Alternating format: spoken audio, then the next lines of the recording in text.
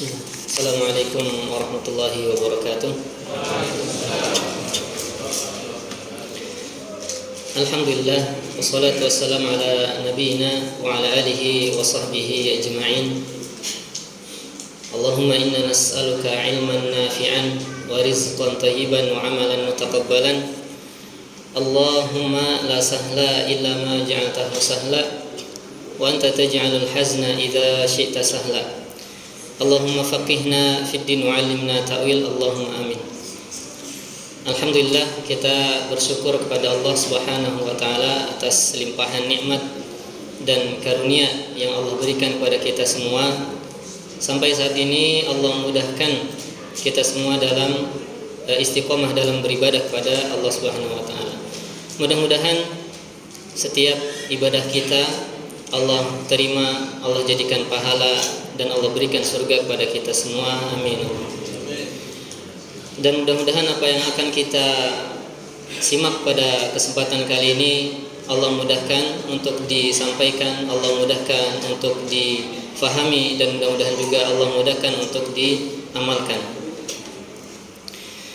Salat dan salam mudah-mudahan selalu tercurah kepada Nabi kita Nabi Muhammad sallallahu alaihi wasallam, kepada keluarganya juga, sahabatnya, tabi'in, tabi'ut tabi'in, dan juga mudah-mudahan sampai kepada seluruh umatnya yang selalu istiqomah di atas jalannya. Amin. Kesempatan kali ini insyaallah sedikit saja saya akan menyampaikan sedikit nasihat, tentunya untuk saya pribadi, ya, juga kita semua yang mendengarkan. Karena Nabi SAW bersabda, ad-dinun nasihah, bahwasanya agama itu adalah nasihat. Qulna liman ya Rasulullah. Para sahabat bertanya, untuk siapa ya Rasulullah? Lillah, untuk Allah, wali rasulihi, dan untuk rasulnya, wali kitabihi, untuk kitabnya, wali a'immatil muslimin, dan untuk para pemimpin kaum muslimin, wa ammatihim, dan untuk seluruh kaum muslimin. Insyaallah nasihat pada kesempatan kali ini adalah nasihat yang terakhir untuk wa ammatihim, untuk seluruh kaum muslimin. Kita ambil dari hadis Nabi sallallahu alaihi wasallam dari sahabat Abi Dzar Al-Ghifari radhiyallahu an, bahwa Nabi sallallahu alaihi wasallam bersabda di penggalan hadisnya, beliau bersabda, wa man lam yahtam bi amril muslimina falaysa minhum. Dan barang siapa yang tidak peduli dengan urusan kaum muslimin, falaysa minhum, maka bukan dari golongan orang Islam. Ya. Maknanya kalau ada man itu, ya siapa saja, mau laki-laki, mau perempuan, mau muda, mau tua, ya, mau ganteng, mau cantik, ya. Semuanya siapa saja yang tidak peduli, lam yahtam bi amril muslimin, terhadap urusan orang-orang Islam, maksudnya adalah barang siapa yang tidak peduli untuk menasihati kaum muslimin, tidak peduli untuk membela kaum muslimin jika mereka dalam bahaya, tidak peduli untuk menolong orang muslim yang terzalimi, tidak peduli untuk menghalangi orang muslim yang akan bertindak zalim, tidak peduli untuk menolong kaum muslimin dari musuh-musuhnya, tidak peduli memberikan ketenangan kepada orang Islam yang mungkin miskin, dan tidak peduli lainnya, maka orang yang tidak peduli ini falaysa minhum, bukan dari golongan Islam. Kalau bukan dari golongan Islam berarti, ya, tapi makna di sini insyaallah bukan kafir, ya. Maknanya belum sempurna Islamnya. Kalau kata Syekh bin Baz, ini merupakan ancaman, merupakan peringatan, merupakan ajakan agar kita senantiasa peduli terhadap kaum muslimin dimanapun berada. Maka jemaah sekalian, jangan hanya peduli terhadap urusan kita pribadi, urusan keluarga kita saja, atau urusan kaum muslimin di sekitar rumah kita saja, tapi harus peduli di seluruh kaum muslimin di penjuru bumi. Ini hadis yang pertama, nasihat kepada kita agar kita selalu peduli terhadap urusan kaum muslimin. Akan tapi hadis ini sanadnya mungkar, ya. Jadi hadis ini dhaif, lemah. Tetapi maknanya akan dikuatkan dengan hadis-hadis selanjutnya. Hadis selanjutnya yaitu tentang bahwa orang mukmin satu dengan yang lainnya adalah seperti satu bangunan.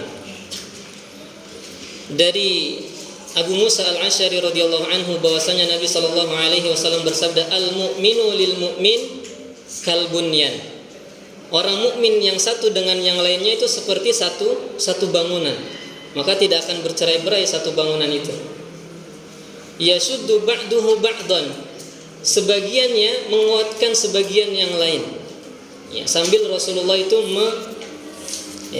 membeginikan tangannya, menyela-nyela jarinya, menguatkan satu dengan yang lainnya. Maka jemaah sekalian, nasihat pada hadis yang kedua ini adalah agar kita satu sama lain saling menguatkan. Maka tidak usah peduli lagi, wah ini mah NU gitu kan, ini mah Salafi, ini mah Muhammadiyah dan lain sebagainya. Kalau masih mukmin, maka harus kita saling menguatkan jemaah sekalian. Ini hadis yang kedua. Hadisnya sahih, riwayat Bukhari. Qala Ibnu Battal fi syarhil hadis. Imam Ibnu Battal dalam penjelasan hadisnya mengatakan, ta'awanul mu'minina ba'duhum ba'dan fi umurid dunya wal akhirah mandubun ilaihi bihadzal hadis. Bahwasanya tolong menolongnya orang-orang mukmin sebagian dengan sebagian lainnya dalam urusan dunia dan akhirat adalah mandub, disunnahkan. Dan berdasarkan hadis ini sunnah. Wa dzalika min makarimil akhlaq, dan ini termasuk akhlak yang mulia. Kemudian hadis yang ketiga jemaah sekalian adalah tentang nasihat kepada kita tentang agar kita mencintai saudara seiman kita sebagaimana kita cinta kepada diri kita sendiri. Dari sahabat Anas bin Malik, Abi Hamzah Anas bin Malik radhiyallahu anhu, beliau ini khadimnya Rasul, pembantu Rasul. Dari Nabi sallallahu alaihi wasallam bersabda, la yu'minu ahadukum hatta yuhibba li akhihi ma yuhibbu li nafsihi. Kata Rasul bahwasanya tidaklah beriman seseorang di antara kalian. La yu'minu itu tidak beriman. Kalau tidak beriman berarti tapi di sini maknanya bukan kafir. Tidak sempurna imannya. Maka sama dengan hadis yang pertama tadi, falaisa minhum, bukan kemudian langsung kafir, bukan. Tapi tidak sempurna Islamnya, dan di sini tidak sempurna imannya. Sampai kapan? Hatta yuhibba li akhihi, sampai dia mencintai saudara seimannya itu ma yuhibbu li nafsi, sebagaimana dia cinta terhadap dirinya sendiri. Maka ketika kita ingin menyempurnakan iman kita harus dengan mencintai saudara seiman kita sebagaimana kita cinta terhadap diri kita sendiri. Maka jagalah saudara kita dari kezaliman diri kita, baik tangan kita ataupun lisan, hati, saudara kita jangan sampai terlukai, jangan sampai sakit hati atau jangan sampai sakit anggota tubuhnya. Maka ini kita tahan. Kemudian hadis yang terakhir, yang keempat, adalah tentang bahwa orang-orang mukmin itu seperti satu tubuh. Hadisnya Nabi sallallahu alaihi wasallam bersabda, "Matsalul mu'minina fi tawaddihim wa tarahumihim wa ta'atufihim matsalul jasad." Perumpamaan orang-orang beriman itu dalam hal saling mencintai, dalam hal saling mengasihi, dan dalam hal saling menyayangi bagaikan satu tubuh. Kalau sudah satu tubuh enggak mungkin kita hanya mencintai tangan kanan kita, kemudian tangan kiri kita tidak pedulikan. Mau dia terluka, mau dia kelindes selender, mau dia ke sengat kalajengking, gak mungkin kita biarkan. Kalau sudah satu tubuh, kita sayangi semuanya. Akan kita jaga jangan sampai terluka. Kemudian lanjutan hadisnya, idza ishtaka minhu udwun tada'a lahu sa'irul jasad. Apabila salah satu anggota tubuhnya kemudian sakit, terluka, maka akan merasakan seluruh tubuhnya. Bisahari wal humma, dengan susah tidur dan demam. Kalau tangan kita Pak kemudian luka dan lumayan parah lukanya, pasti seluruh tubuh kita merasa sakit juga, bahkan biasanya demam, susah tidur dan lain sebagainya. Hadisnya riwayat Muslim, sahih.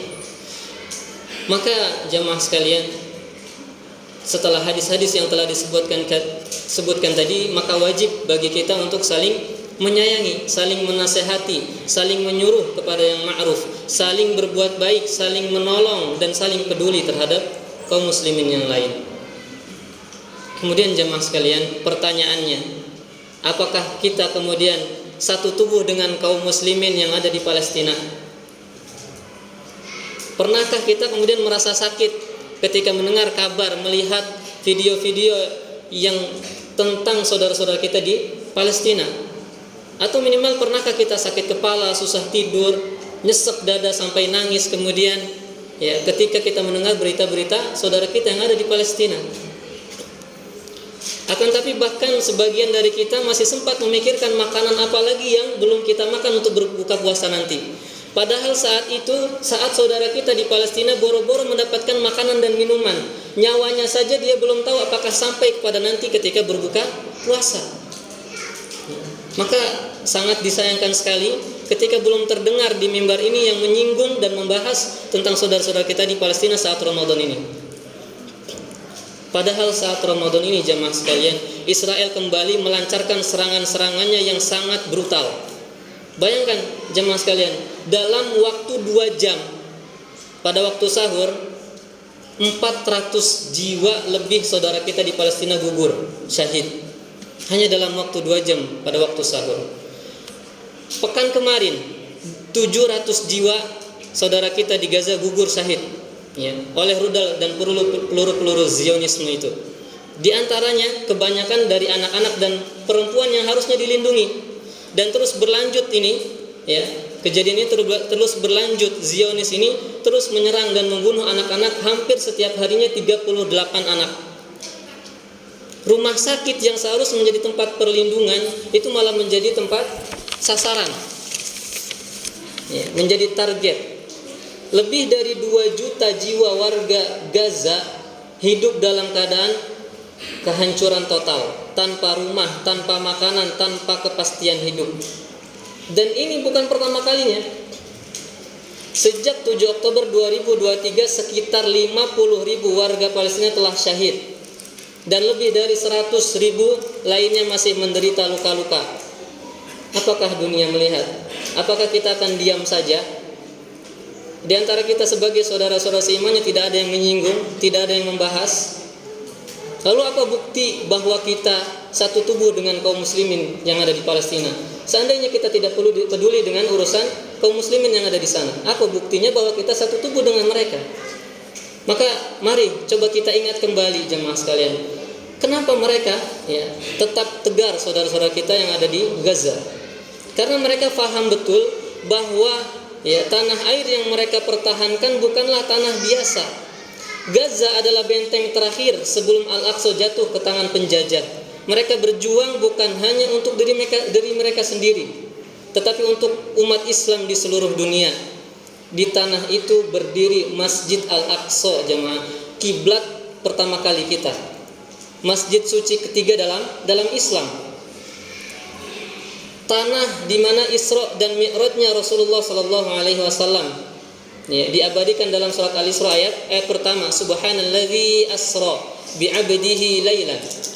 Maha suci Allah yang menjalankan hambanya pada waktu malam, minal masjidil harami ilal masjidil aqsa alladzi barakna haula. Dari ya Mekah Masjidil Haram ke Masjidil Aqsa yang diberkahi di sekelilingnya. Jika Al-Aqsa kemudian jatuh ke tangan Zionisme tersebut, itu adalah kehinaan bagi umat Islam seluruh dunia. Namun nyatanya umat Islam yang jumlahnya 2 miliar jiwa hanya membebankan tugas perjuangan ini kepada 2 juta rakyat Gaza yang telah kehilangan segalanya. Jamaah sekalian, maka inilah saatnya kita bertindak. Apa yang seharusnya kemudian kita lakukan jamaah? Maka boleh dicatat ya baik-baik, disimpan, diingat baik-baik. Yang pertama yang harus kita lakukan adalah suarakan kembali Palestina dimanapun kita berada. Jangan biarkan berita ini kemudian ditenggelamkan. Sampaikan di media sosial, Facebook, Instagram dan lainnya. Serukan dalam khutbah-khutbah, pengajian-pengajian. Ya, ingatkan bahwa Zionis telah menodai kesucian puasa, kesucian Ramadan, kesucian negeri Masjid Al-Aqsa. Jangan nodai puasa kita dengan kita diam, abai, bungkam. Itu yang pertama, suarakan kembali. Yang kedua jamaah, ya, sambut seruan jihad. Jihad harta jemaah. Karena kalau jihad nafs belum bisa kita. Bahkan sebagian dari kita ketika disampaikan materi-materi jihad ya, mengatakan kita belum siap, kita masih lemah dan seterusnya. Kalau materi-materinya saja tidak disampaikan, bagaimana mau siap jemaah? Kalau memang merasa lemah, Allah sudah turunkan syariatnya, wa a'iddu lahum mastata'tum min quwwah. Persiapkanlah oleh kalian untuk mereka. Siapa? Orang-orang kafir. Apa yang harus kita siapkan untuk orang-orang kafir? Mastata'tum min quwwah. Semampu mungkin berupa kekuatan. Ya. Maka kalau tidak bisa, kita kirimkan harta kita, jihad harta. Titipkan untuk Gaza kepada jalur yang terpercaya. Meskipun apa yang kita infakkan belumlah menjadi ideal dengan bukti kecintaan kita kepada saudara kita yang ada di Palestina. Kenapa? Karena apa yang kita infakkan hari ini, donasi-donasi yang kita kirim, itu hanyalah kepada kaum muslimin yang tertindas oleh Zionis, bukan kepada kaum muslimin yang menjadi mujahid yang mencegah orang-orang Yahudi untuk menyakiti orang-orang beriman yang ada di sana. Maka dari itu jemaah sekalian, ya, ketika kita belum bisa memberikan kontribusi kita kepada para mujahidin yang membela kaum muslimin di tanah kaum muslimin yang suci di Palestina, maka minimal kita mendoakan mereka dengan setulus hati kita, ya. Untuk saya pribadi, ya, dan yang menjadi imam lainnya, hafalkan doa kunut nazilah, ya. Kalau bisa dipakai lagi doa kunut nazilah untuk mendoakan saudara-saudara kita di Palestina dan para mujahidin yang berjuang di sana. Kemudian yang ketiga jemaah sekalian, ya. Yang ketiga adalah doa, ya. Tadi adalah doa. Maka yang harus kita lakukan setelah menyuarakan Palestina, menginfakkan harta kita untuk Palestina, yang ketiga adalah mendoakan, ya, mendoakan. Yang keempat jemaah sekalian, yaitu yang harus kita lakukan adalah tetap memboikot produk-produk Israel atau yang menguntungkan mereka. Karena mungkin setiap rupiah yang kita belanjakan bisa jadi, ya, menjadi peluru yang akan menembus dada-dada saudara kita di Palestina. Maka bangkitlah jemaah sekalian. Jangan biarkan saudara kita berjuang sendirian. Kita semua akan dimintai pertanggungjawaban atas hal ini. Mudah-mudahan Allah memenangkan Palestina dan membebaskan Al-Aqsa. Amin. Allahumma amin. Demikian yang bisa saya sampaikan. Subhanakallahumma bihamdika asyhadu an la ilaha illa anta astaghfiruka wa atubu ilaik. Assalamualaikum warahmatullahi wabarakatuh.